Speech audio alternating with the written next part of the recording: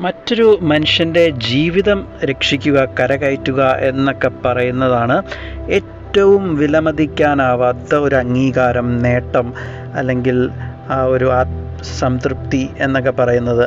നമുക്ക് പണം കൊടുത്താലോ അല്ലെങ്കിൽ കപ്പടിച്ചാലോ ഒന്നും കിട്ടാത്ത ഒരു അനുഭൂതിയും അംഗീകാരവുമാണ് നമ്മൾ മറ്റുള്ള ഒരു മനുഷ്യൻ്റെ ജീവിതം കരകയറ്റി രക്ഷപ്പെടുത്തി ഒരു കുടുംബത്തെ മൊത്തം കരകയറ്റി നല്ല രീതിയിൽ എത്തിക്കുക എന്ന് പറയുന്നത്.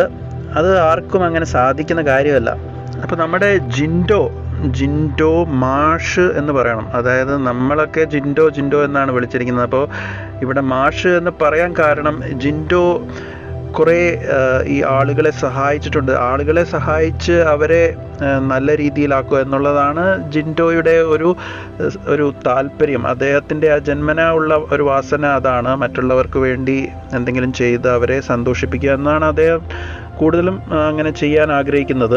അപ്പോൾ അതേപോലെ തന്നെ ഈ ജിൻഡോയുടെ ഒരു ആത്മകഥയുടെ വീഡിയോ ഇട്ടപ്പോൾ അതിൻ്റെ അകത്ത് കുറേ കമൻറ്റുകൾ വന്നു. അപ്പോൾ അതിലെ ഒരു പ്രധാന കമൻ്റാണ് ഇതായി കാണുന്നത്.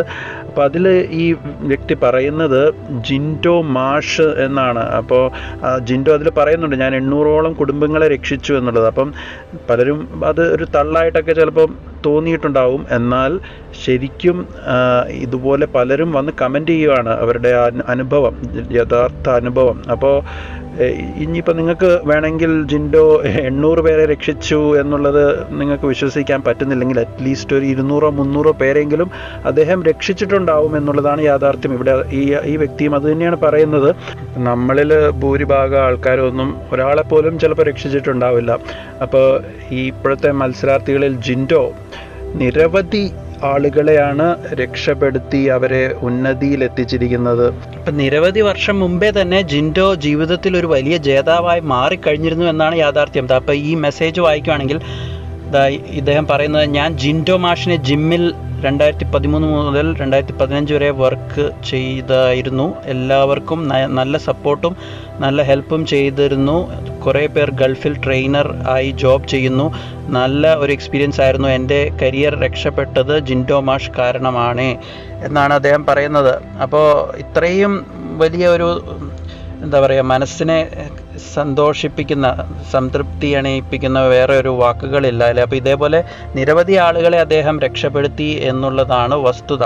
അപ്പോൾ പലർക്കും ഈ ഗൾഫ് ഏരിയയിലൊക്കെ ഇതുപോലെ ട്രെയിനറായിട്ട് പോകാൻ ഇങ്ങനെ ജിൻഡോയുടെ ആ ഫിറ്റ്നസ് ക്ലബ്ബിൽ നിന്ന് നിരവധി പേർക്ക് ഇതേപോലെ ഈ ട്രെയിനറിൻ്റെ എക്സ്പീരിയൻസ് സർട്ടിഫിക്കറ്റും ഓതറൈസേഷൻ സർട്ടിഫിക്കറ്റൊക്കെ അറ്റസ്റ്റ് ചെയ്ത് എംബസിയിൽ കാണിക്കാൻ കൊടുത്ത് അങ്ങനെയാണ് ഇവരെല്ലാം ജിൻഡോ രക്ഷപ്പെടുത്തി എന്ന് പറയുന്നത്. അത് ഒരു കാശ് പോലും വാങ്ങിക്കാതെയാണ് ജിൻഡോ ഇത്രയും ആളുകളെ തൻ്റെ കഴിവിനനുസരിച്ച് സഹായിച്ച് മുമ്പോട്ട് ജീവിതത്തിലേക്ക് നയിച്ചിരിക്കുന്നത്.